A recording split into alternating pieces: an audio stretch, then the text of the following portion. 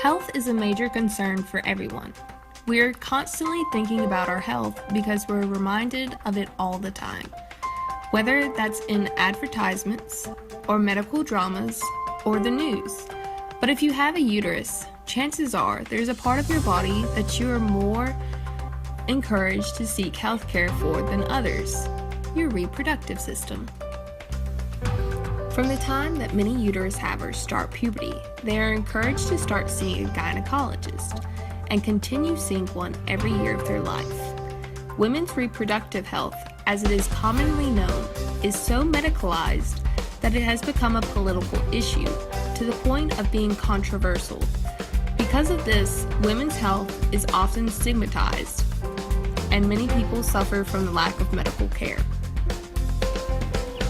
For example, take endometriosis. Endometriosis is a painful disease that affects 6.3 million people in the United States alone, according to the Endometriosis Association.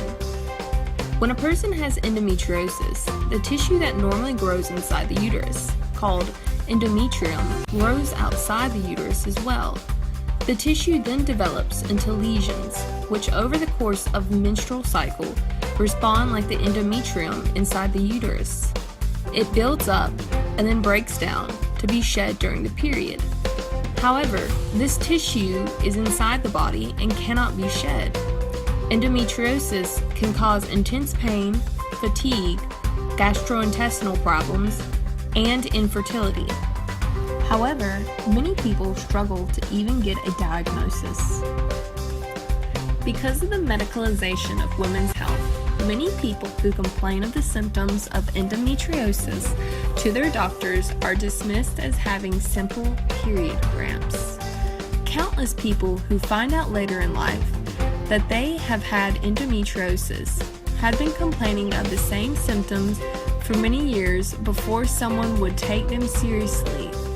It's impossible to know how many people really suffer from this disease because of this discrepancy. Our cultural taboos about aspects of reproductive health, such as menstruation and abortion, ultimately hurt all people who suffer from diseases like endometriosis. The extra stress added by suffering from pain or from not having health care at all takes its toll on people, which can then be exacerbated by things like poverty and systematic violence due to being a person of color or LGBT.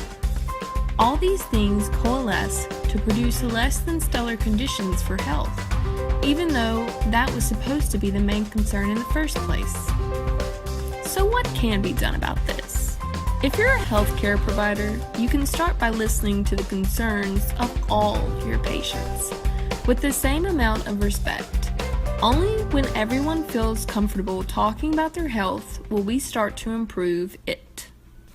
Created using Powtoon.